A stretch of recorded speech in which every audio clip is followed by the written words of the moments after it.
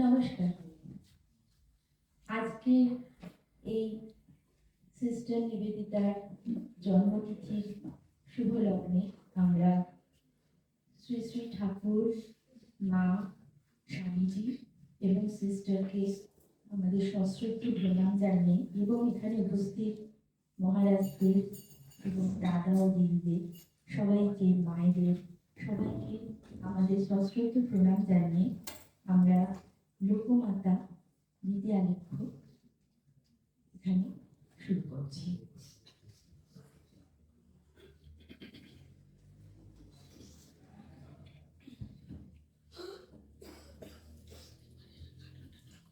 ये खूबसूरत दार्जिलिंग शहर मानो प्रकृति माँ की गोद में बसे उनके प्यारे संतान की तरह है। प्रकृति माँ जैसे इस शहर को परम स्नेह से हरियाली की गोद में, नीले आसमान की छाव तले और ऊंचे ऊंचे पर्वत शिखरों के घेरे में इसका लालन पालन करती है।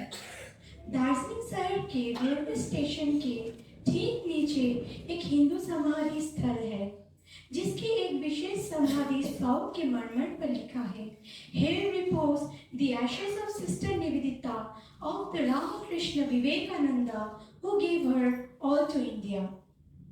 भारतवर्ष की पावन धारा पर जन्मे सत सत्य मनुष्य के बीच कौन है ये भगनी निवेदिता, और भारत के इतिहास में क्या था इनका योगदान। कलकत्ता के एक वास्तु सड़क पर सगरा स्थित है वसु विज्ञान मंदिर। वसु इंस्टीट्यूट के नाम से सुविख्यात इस वैज्ञानिक अनुसंधान केंद्र के सिंहद्वार से प्रवेश करने पर भगनी निवेदिता की एक मरमर मूर्ति दिखती है, जिसके पास तले लिखा है the lady with the lamp. Nivedita सही मायने में भारतवर्ष की आलोकवर्तिका थी। भारतवर्ष के स्वाधीनता संग्राम, क्रांतिकारी आंदोलन, स्त्री शिक्षा प्रचलन, राजनैतिक जागरण, युवा शक्ति विकास एवं सर्वोपरि उन दिनों के ब्रिटिश शासन द्वारा पतलित भारत के टूटे स्वाभिमान के पुनर्गठन में निवेदिता का काफी योगदान रहा। स्वयं कवि गुरु रविंद्रनाथ ठाकुर ने लिखा है, अनन्या यूरोपियों को भी देखा गया है। भारतवर्ष के कार्य को अपने जीवन का लक्ष्य बनाते हुए, लेकिन उनका उद्देश्य रहा है खुद को सबसे ऊपर रखना।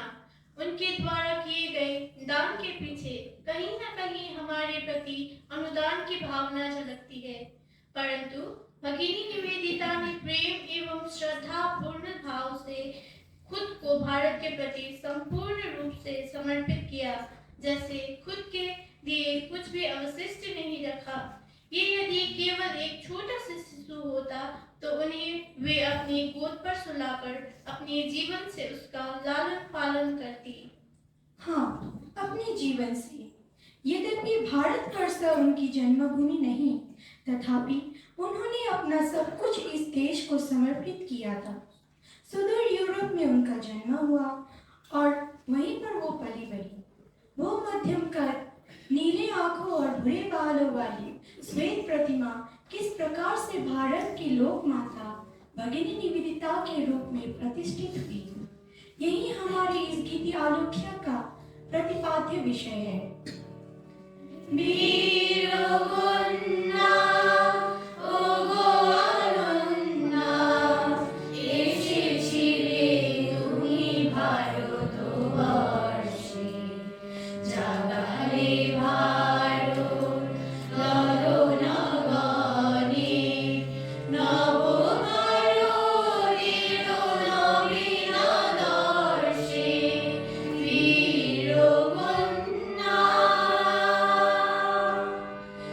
Good.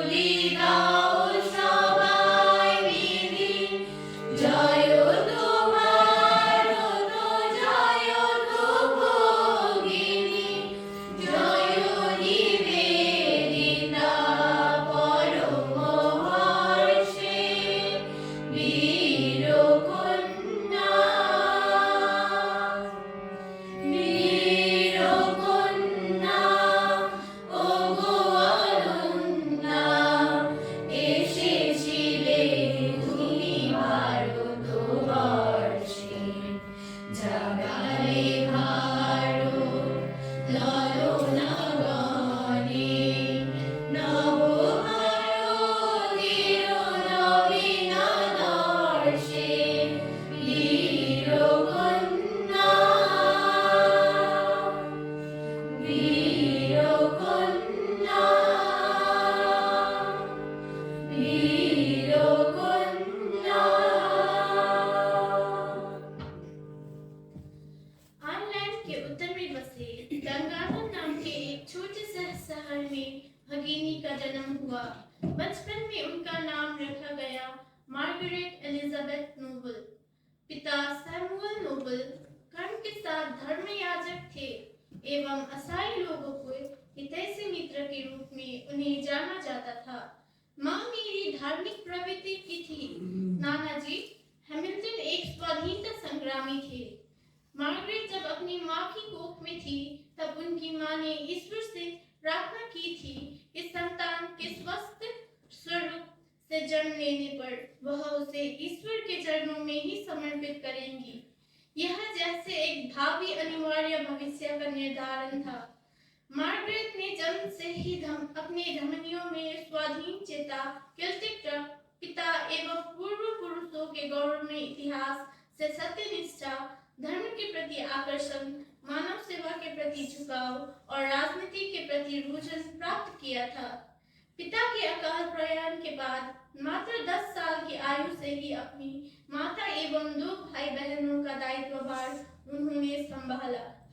हैलिफैक्स के कॉलेज में पढ़ने के समय हॉस्टल के कठिन नियम श्रृंखलाओं के बीच भी अपने पाठ्यक्रम के अलावा और कई विषयों का वो अध्ययन करती थी। साहित्य, संगीत, कला विद्या, पदार्थ विद्या, उद्भिद विद्या आदि सभी विषयों में उनका समान रुचि थी। मात्र 17 साल की उम्र से ही उन्होंने शिक्षिका के रूप में काम करना शुरू किया। वह बच्चों को नए नए उपायों से शिक्षा प्रदान करती थी। सन 1892 में विंबलडन में उन्होंने अपना नया विद्यालय स्थापित किया। नाम दिया रस्किन स्कूल। इस विद्यालय में वो प्रयोगात्मक शिक्षा पर जोर देती थी। उन दिनों लंदन महानगरी के बौद्धिक समाज में एक शक्तिशाली लेखिका, सुवक्ता और दृढ़ चरित्र की शिक्षिका के रूप में मार्गरेट सुपरिचित हो चुकी थी। इन सब के बावजूद धर्म के प्रति उनका सहज आकर्षण रहा। एक तरफ प्रभु ईसा मसीह के आदर्शों के अनुसार वह पली बड़ी थी, तो दूसरी ओर भगवान बुद्ध के प्रति वह गहरा आकर्षण अनुभव करती थी। कई प्रश्नों का बसेरा था उनके मन में। उन्हें चाहिए थी मानसिक स्थिरता एवं शांति। तब कौन सोच सकता था कि अनंत इन्हीं प्रश्नों के आकर्षण से आने वाले जीवन में एक सहाय, संबलहीन, भगवाधारी हिंदू सन्यासी को वह अपने गुरु के रूप में वर्ण करेंगी एवं यूरोप के साफल्य, स्वतंत्रता, सुख, ऐश्वर्य सबका परित्याग करके एक नए जीवन की शुरुआत करेंगी।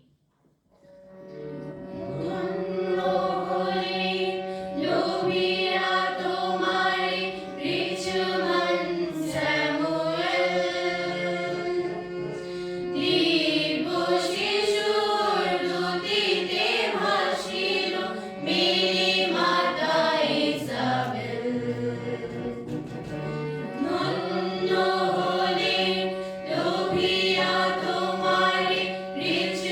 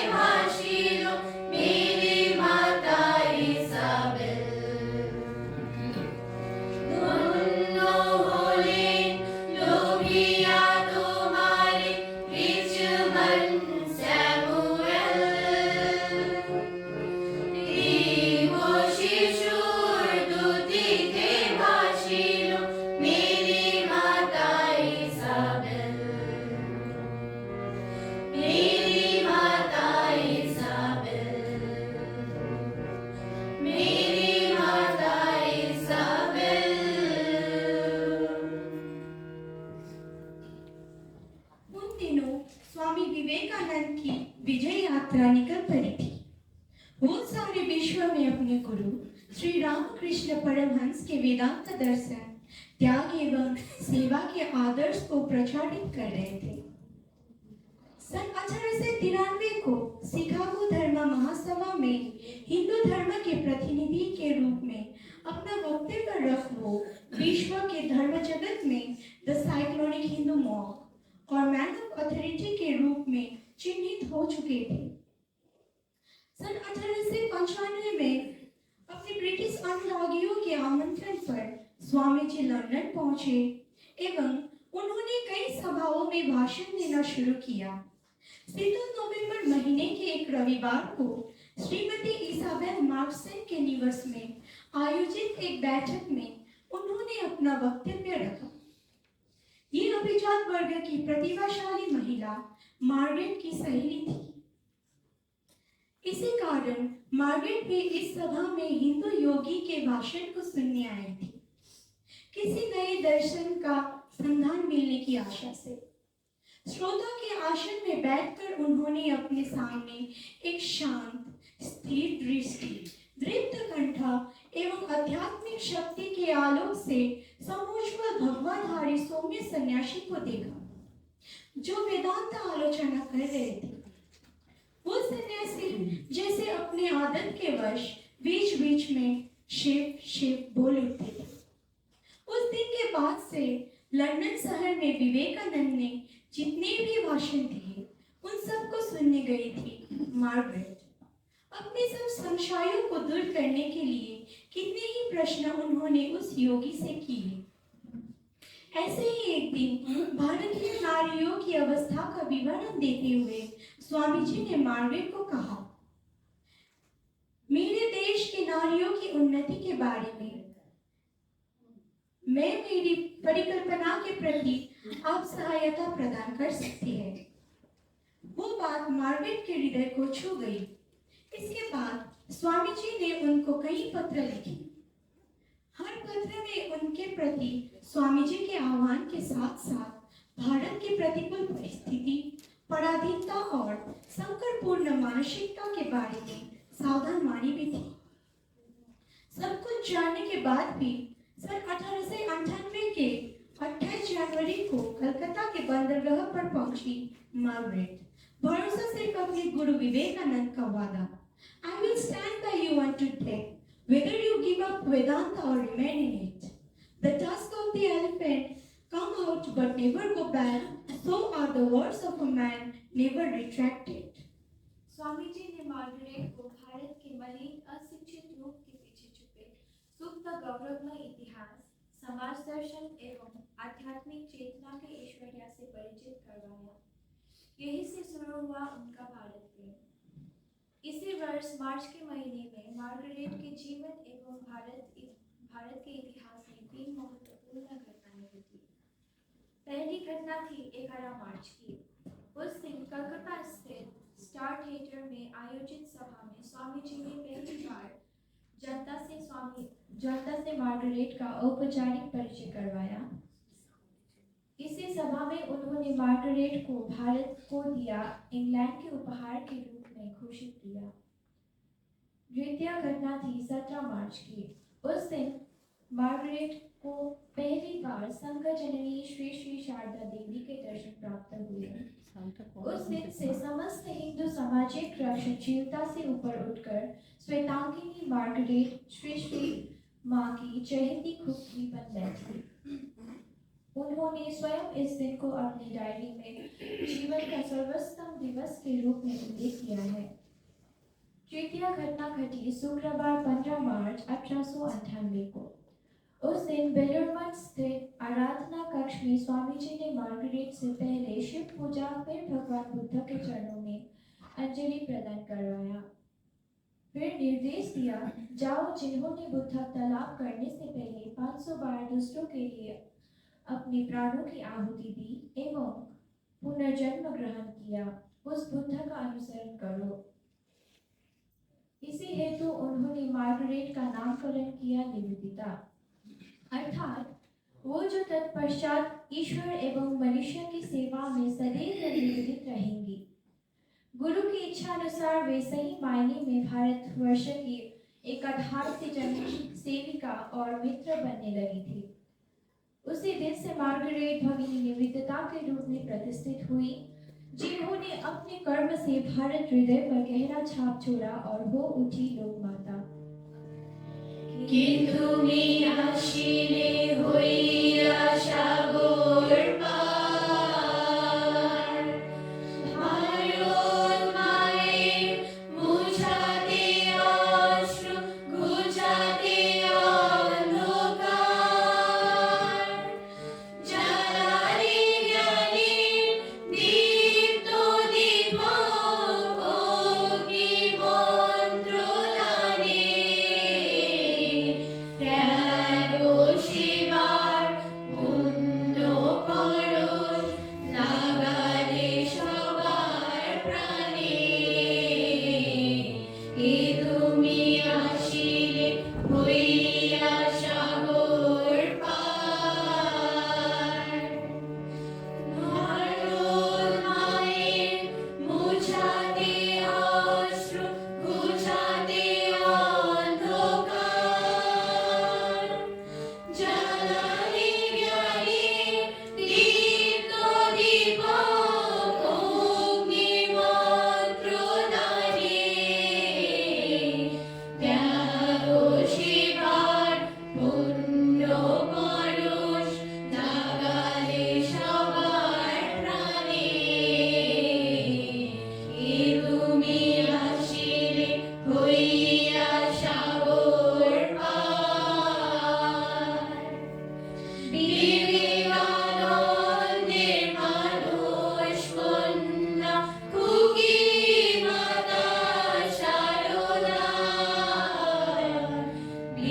বিশ্বকবি লোকমাতা বলে সম্ভাষে বারবার, বিবেকানন্দের মানুষ কন্যা খুকি মাতা সারদা,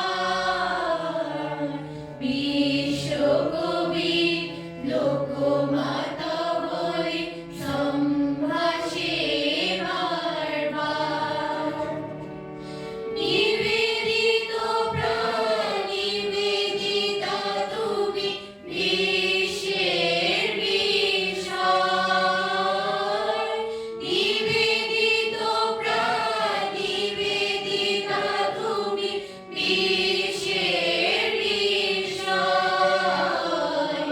প্রেমেও যেমনি তেজেও তেমন, জয় ভগিনী জয়, প্রেমেও যেমনি তেজেও তেমন, জয় ভগিনী জয়, জয় ভগিনী জয়, জয় ভগিনী জয়। अपने गुरु से भारतवर्ष के बारे में जानते हुए उन्हें पता चला कि स्वामी जी का स्वदेश प्रेम इतना गहरा है। यह पता लगाना दुष्कर है कि थे कब स्वामी जी की इस मानस कन्या के मन एवं चेतना में भी भारत प्रेम ने मूर्त रूप धारण किया। निवेदिता यह कहती थी कि मुझे पता है कि मेरा कर्म इस जाति का गठन है। वह भारतवर्ष को अब से स्वदेश के रूप में पुकारने लगी, जबकि जन्मभूमि यूरोप को वह परदेश बुलाती थी। उनका मूल उद्देश्य भारतीय नारियों में शिक्षा का प्रसार करना था। अब इसी धर्म का व्रत उन्होंने धारण किया। दिनांक 13 अक्टूबर 1998 को अपने 16 नंबर बोसपारा स्थित गृह में उन्होंने एक स्त्री विद्यालय की शुभ सूचना की।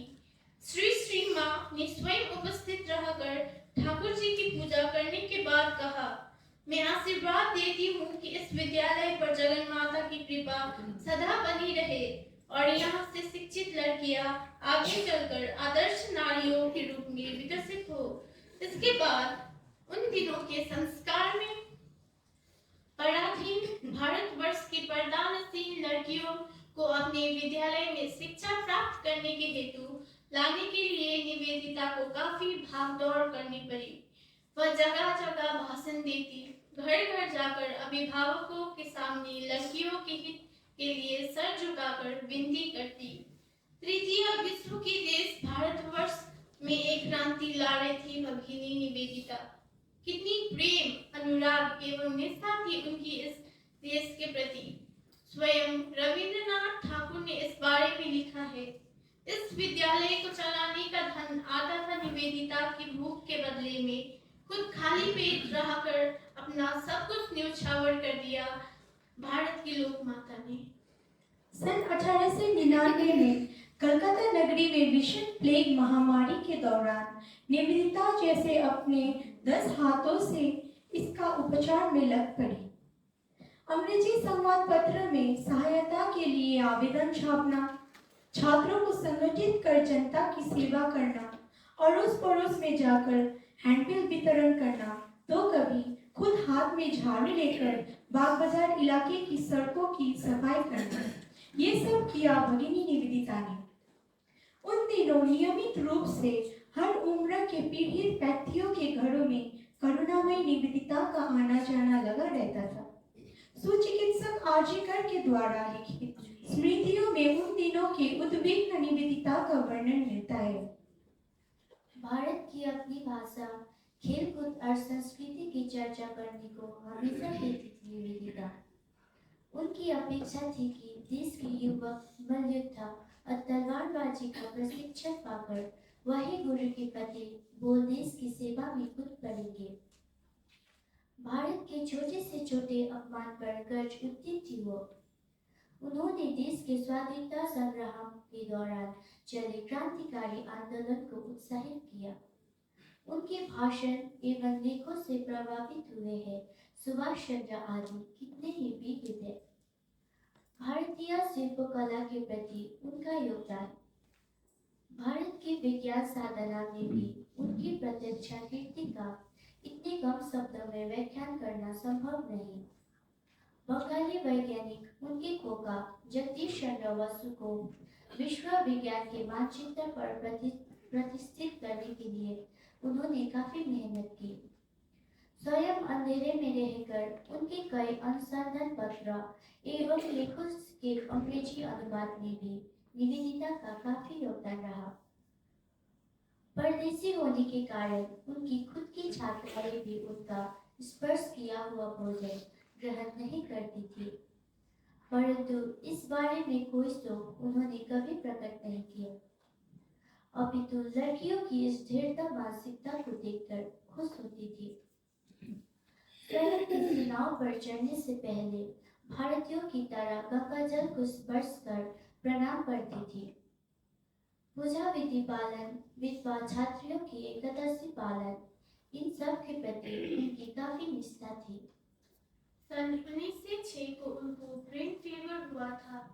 स्वस्थ होने के कुछ दिनों बाद ही उन्हें पूर्व बंगाल में भयावह अकाल लगने की खबर मिली।